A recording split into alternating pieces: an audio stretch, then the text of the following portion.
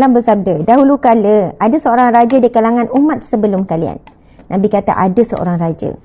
Ia mempunyai seorang tukang sihir. Ketika tukang sihir telah menginjak usia senja. Bila tukang sihir dia dah tua, Encik?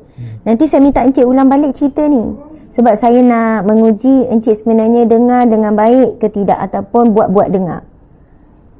Okey? Baik. Okey, seorang raja. Dia ada apa? Tukang sihir yang tua. Dan apabila tukang sihir dia telah tua. Okey, bagus. Setakat ni bagus. Ia mempunyai seorang tukang sihir. Ketika tukang sihir telah pun tua, menginjak senja, ia berkata kepada sang raja, sesungguhnya saya sudah tua. Oleh kerana itu, datangkan kepadaku seorang anak yang akan saya ajari ilmu sihir. Seorang anak muda. Bila dah tua sangat dah ahli sihir, raja ni dia pergi bertemu raja. Saya dah tua sangat. Jadi berikan kepada saya seorang anak muda untuk saya ajarkan sihir kepadanya. Kemudian raja itu mengutus padanya seorang anak muda agar diajarkan sihir. Di dalam perjalanan ketika anak tersebut sedang melalui seorang rahib.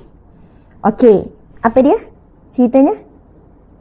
Okey, raja pun jumpalah seorang budak untuk gantikan yang tua tu, untuk belajar. Okey, jadi kemudian rahib rahib tu apa dia rahib? Dipertemukan. Tengok, nampak tak, apabila kita hilang sikit je perhatian, kita dah mula tak faham pentingnya perhatian. Sorry ya, gurau ya dengan suami walaupun betul. Gitu.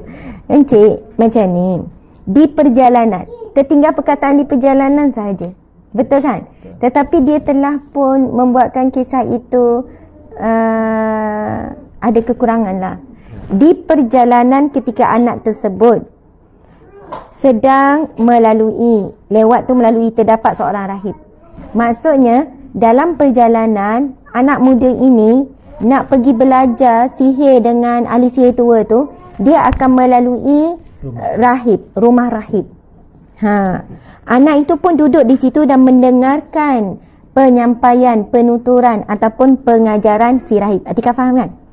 On the way setiap hari, sebab anak ini telah diperintahkan oleh raja. Anak muda ni, pemuda ini diperintahkan oleh raja. Supaya apa? Supaya belajar sihir dengan ahli sihir tua raja yang zalim ni, raja yang tidak beriman ni. Dan setiap kali anak ini daripada rumahnya ke rumah ahli sihir, dia kena melalui rumah rahib. Jadi on the way dalam perjalanan, dia suka berhenti dulu dan dia mendengar apa yang rahib ini mengajar. Siapakah rahib? Orang alim. Masya Allah, Alhamdulillah. Jadi Encik dapat jawab betul tu, boleh cover tadi tu. Boleh cover. Jadi kita lupakan apa yang berlaku sebentar tadi. Jadi rahib ni memang orang alim. Maksudnya adalah orang alim yang memegang kitab-kitab Nabi terdahulu. Faham? Sebab itu masa Nabi nak pergi ke Syam, masa dibawa oleh Abu Talib, kan Abu Talib kan nak bawa Nabi ke Syam masa umur Nabi 12 tahun untuk berniaga ke Syam. Syam ini adalah 4 buah negara sekarang. 4 buah negara tu apa Encik? Jordan, Palestin, Syria, Lebanon. Bagus Encik, Lebanon. Betul. 4 negara ini dulu sebenarnya satu negara empayar besar, iaitu dinamakan Syam. Tapi telah dipecahkan oleh blok barat sekian-sekian, akhirnya jadi 4 buah negara yang terasing. Subhanallah. Jadi dulu Lebanon, Syria, Jordan dan juga Palestin adalah sebuah negara yang dinamakan Syam. Masa dalam perjalanan apa berlaku Atikah? Jumpa rahib. Rahib tu suruh balik semula, jangan bawa anak ini ke Syam, sebab ada tanda-tanda kenabian. Sebab apa rahib ni tahu? Rahib adalah ahli kitab. Maksud ahli kitab, ahli kitab ini adalah mereka yang berpegang kepada kitab-kitab Nabi terdahulu yang belum diubah suai. Apa kitab Nabi terdahulu? Taurat, Zabur, Injil. Betul kan? Jadi, siapakah yang menjaga kitab ini setelah matinya Nabi-Nabi tersebut? Adalah rahib. Rahib ni orang alim yang menjaga kesucian kitab-kitab tersebut. Jadi, anak ini, dalam pemuda ini, on the way dia nak pergi belajar sihir dengan ni, dia akan singgah dekat rahib ni. Rahib ni bacakan kitab. Faham ya? Jadi, itu adalah wahyu Allah. Okey, anak itu pun duduk di situ dan mendengarkan penuturan si rahib. Ia rasa kagum kepadanya. Setiap kali hendak datang ke tempat penyihir, ia akan melewati tempat rahib dan duduk di situ. Setiap hari berlaku begitu. Selanjutnya, ketika ia datang di tempat penyihir, ia pun dipukul olehnya kerana terlambat. Bila dah dia duduk dengar pengajian rahib, dia pun rasa macam dia akan jadi lambat sampai dekat mana, lambat kat mana? Shopping ke? Bazar ke? Penyihir. Rumah ahli sihir tua. Dia jadi lambat sampai. Bila sampai dia kena pukul. Kena pukul. Betul. Bila sampai dia kena pukul. Lantas ia mengadu hal tersebut kepada rahib. Lepas tu dia beritahulah pada rahib, kan, tuan guru, saya ni selalu lambat untuk sampai ke rumah ahli sihir. Jadi saya selalu kena pukul dengan orang tua tu. Jadi dia mengadukan pada rahib. Lantas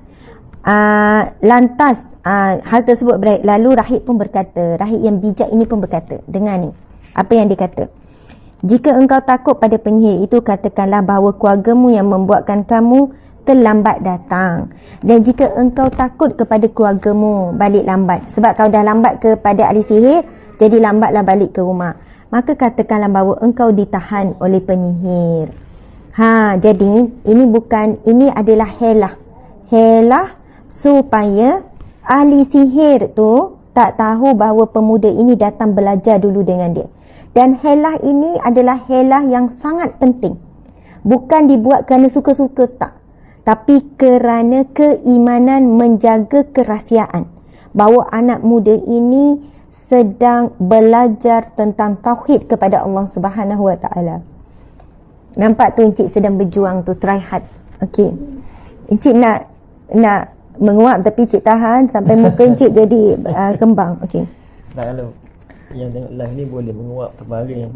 Kan, taci dia orang tak ada kan, encik tak dapat. Okey. Suatu ketika di saat ia dalam keadaan demikian itu, ia mendatangi seekor binatang. Ini sambungan cerita. Berlalulah begitu sesi pengajiannya setiap hari. On the way singgah dekat rumah rahib, lepas tu pergi belajar ilmu sihir dengan tukang sihir. Jadi anak muda ini belajar dua ilmu. Ilmu daripada rahib dan ilmu daripada tukang sihir. Faham ya? Anak muda ni. Satu ketika saat berada dalam keadaan demikian, ia mendatangi seekor binatang yang besar menghalangi orang banyak. Satu hari ada seekor binatang yang besar, yang pelik, yang mungkin tidak pernah dijumpai, menghalangi orang di jalanan. Jadi anak tersebut lalu berkata, menghalangi orang banyak dan orang takutlah. Lepas tu anak tersebut pun berkata, pada hari ini saya akan membuktikan, saya akan test sama ada penyihir itu yang lebih baik ataupun rahib itu yang lebih baik. Dia nak test sebab dia belajar dua ilmu ni. Ia pun mengambil sebuah batu, kemudian ia berkata, dia ambil satu batu tak besar, batu biasa. Ya Allah, apabila rahib itu lebih engkau cintai daripada penyihir, maka bunuhlah binatang ini sehingga orang-orang dapat melalui jalan. Sebab dia menghalang jalan besar dan binatang ini sangat mengganggu jalan. Okey. Lantas ia melempar binatang itu dengan batu tadi, dan ternyata binatang tersebut mati dan orang-orang pun dapat melewati jalan tersebut. Okey. Jadi subhanallah, apa yang dia buat encik? Dia buat apa? Masa lempar batu, dia cakap apa? Dia sebut, ya Allah, jika rahib itu betul, ya, dan penyihir itu salah, maka engkau matikanlah binatang tu daripada menghalangi jalan. Betul. Barakallah. Masya Allah. Rasa lega? Lega dapat jawab soalan. Okey. Jadi tuan-puan sekalian, betul.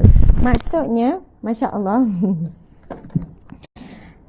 dia nak test ilmu mana yang lebih benar. Lalu dia pun berkata, Ya Allah, jika si rahib itu lebih dicintai, si rahib itu benar ya Allah, dan lebih baik daripada ahli sihir itu, maka ya Allah, lemparkanlah lagi. Baik, lepas tu ternyata binatang tersebut mati dan orang-orang pun dapat melewati jalan tersebut. Lalu ia mendatangi rahib dan memberitahukan hal tersebut. Rahib itu pun berkata, hai anakku, engkau sekarang lebih mulia daripada diriku sendiri. Rahib pun, dia pun cerita apa yang berlaku. Kan dia lemparkan batu dengan niat sekian-sekian, lalu matilah binatang tersebut. Lalu dia cerita pada rahib. Lalu rahib pun berkata, hai anakku, sesungguhnya sekarang engkau lebih mulia daripada diriku. Maksudnya ada karamah. Keadaanmu sudah sampai di suatu tingkat yang saya sendiri dapat memakluminya. Sesungguhnya engkau akan terkena cubaan. Rahib ni terus berkata, engkau terkena cubaan, maka jika engkau terkena cubaan itu, janganlah menunjuk keberadaanku. Maksudnya, faham tak? Bila dia cerita, rahib ni kata, kamu akan ditimpa ujian. Dan bila sampai saat kamu diuji nanti, kan, saat cabaran itu datang, kamu jangan tunjuk di mana keberadaanku. Jangan tunjuk, jangan beritahu aku ni di mana. Kemudian anak tersebut dapat menyembuhkan orang buta dan orang yang berpenyakit kusta, serta dapat mengubati banyak orang daripada segala macam penyakit, sehingga teman dekat raja yang tua renta mendengar khabar ini.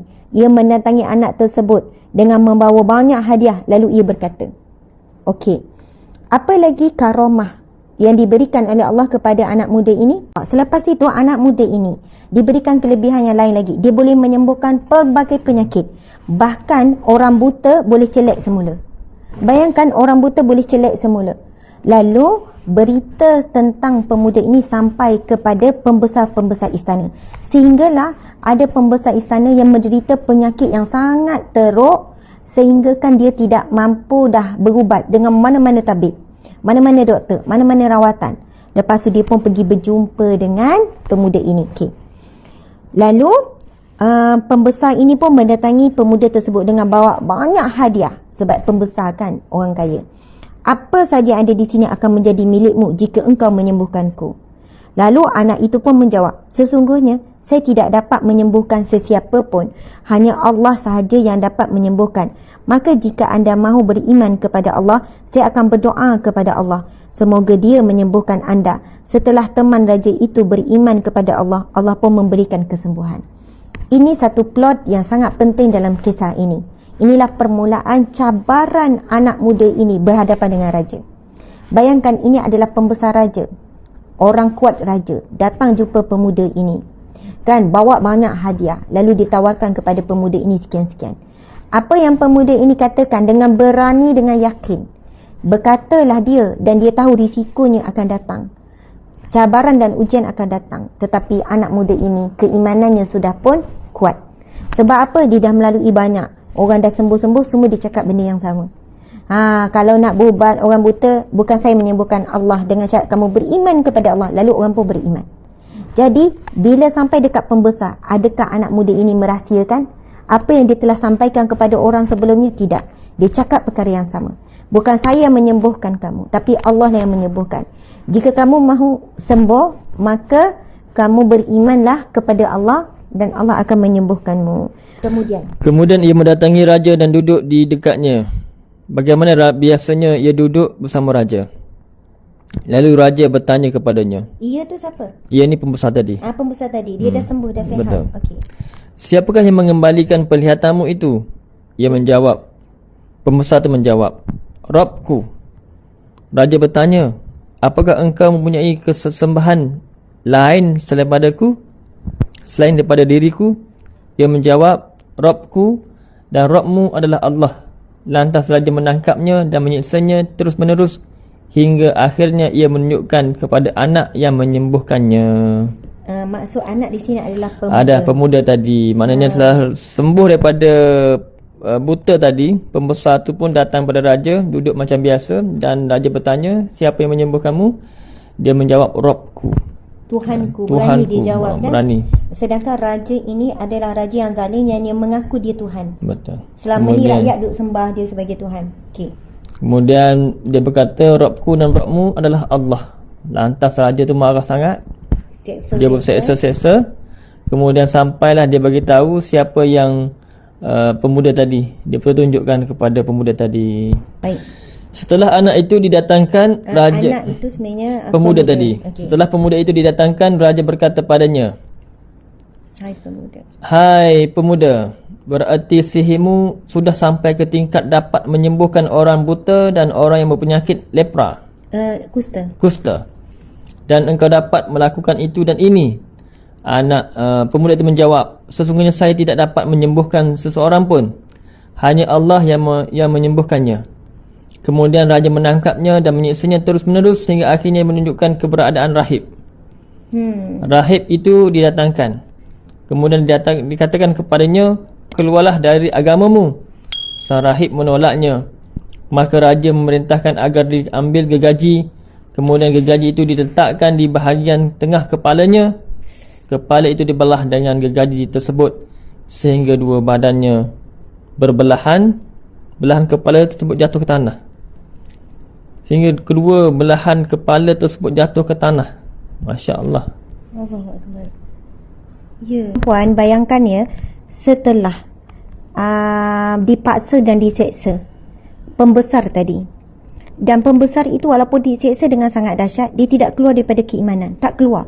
Walaupun dia baru saja beriman, tetapi iman tu terus teguh. Diseksa, dipaksa, dia tetap tidak keluar daripada iman.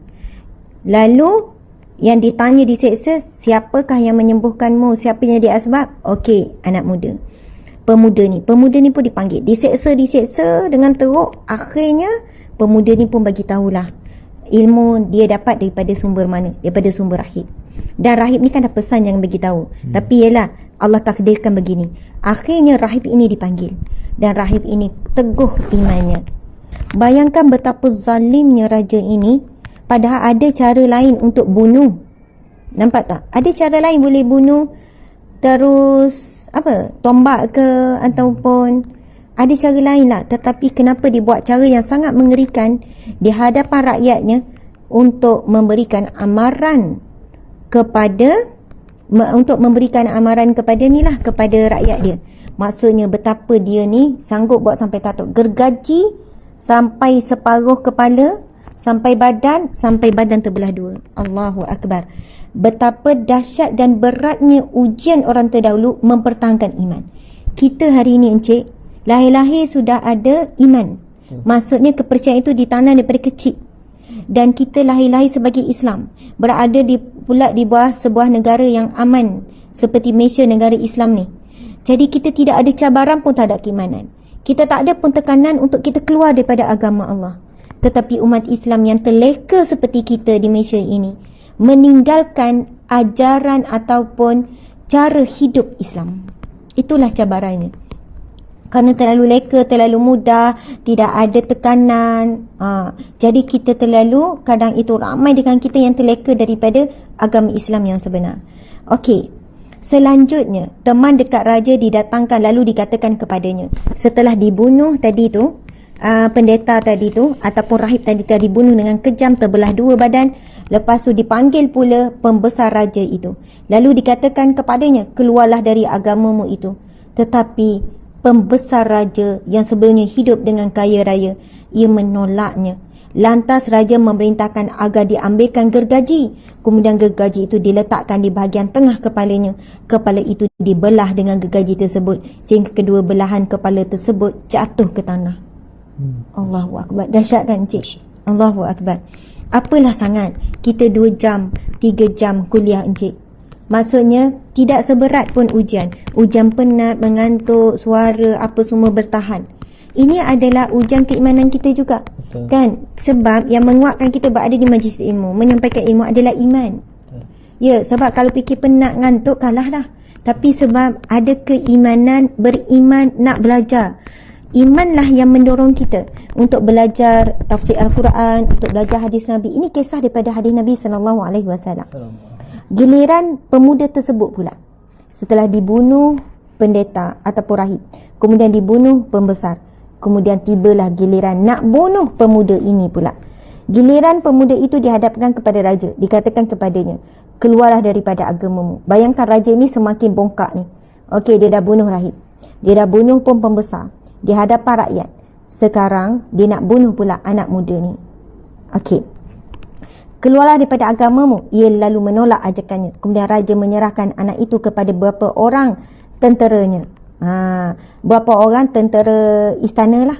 Raja memerintahkan, bawalah anak ini ke gunung atau itu, dan bawalah ia naik ke atas gunung tersebut. Ketika kalian telah sampai di puncaknya, maka jika anak ini mahu kembali daripada agamanya, maka lepaskanlah. Akan tetapi jika dia tidak mahu keluar daripada agamanya, maka lemparkan ia daripada atas gunung tersebut. suruh bawa anak ni naik gunung yang paling tinggi, kemudian lempar daripada atas. Para tentera raja itu pun pergi membawanya, lalu mereka naik ke atas gunung. Kemudian anak itu berdoa, Ya Allah, lepaskanlah saya daripada mereka dengan kehendak-Mu. Kemudian gunung itu pun bergoncang keras dan mereka pun jatuh semua. Okey, anak muda ni pun berdoa kepada Allah supaya melepaskan daripada ancaman tersebut. Lalu apa yang Allah buat? Gunung itu bergegar, maka semua tentera yang bawa dia naik ke atas jatuh bergelimpangan. Okey, lalu berjalanlah ke tempat raja. Anak ni pun, pemuda ini pun pulang pergi bertemu dan menghadap raja. Raja pun berkata, apa yang dilakukan oleh anak buahku ataupun tenteraku? Ia menjawab, Allah telah melepaskanku daripada tindakan mereka. Lantas raja menyerahkan anak tersebut kepada tentera yang lain lagi dan berkata, bawa pemuda ini pergi.